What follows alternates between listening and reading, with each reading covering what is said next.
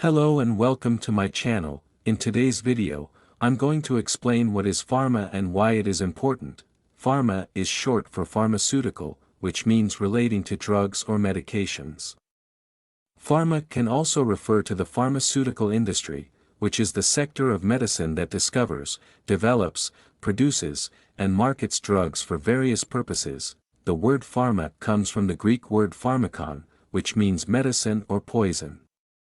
This reflects the fact that drugs can have both beneficial and harmful effects, depending on how they are used.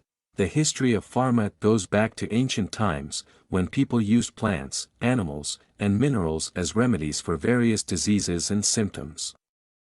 Some of the earliest records of pharma are from China, India, and Egypt, where people experimented with different substances and observed their effects. The modern era of pharma began in the 19th century, when scientists started to isolate and purify the active ingredients from natural sources, and also to synthesize new compounds in the laboratory.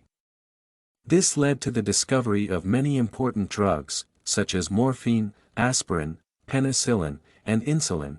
Today, pharma is a huge and complex industry that involves many disciplines, such as chemistry, biology, pharmacology, engineering, and business.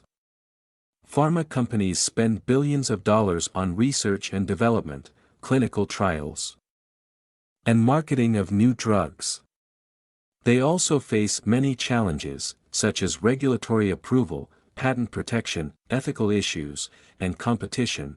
Pharma plays a vital role in the healthcare system, as it provides treatments and cures for many diseases and conditions. However, pharma also has some negative aspects, such as side effects, addiction, misuse, and abuse of drugs. Therefore, it is important to use pharma wisely and responsibly, and to consult your doctor before taking any medication. If you liked this video, please give it a thumbs up and subscribe to my channel for more videos like this.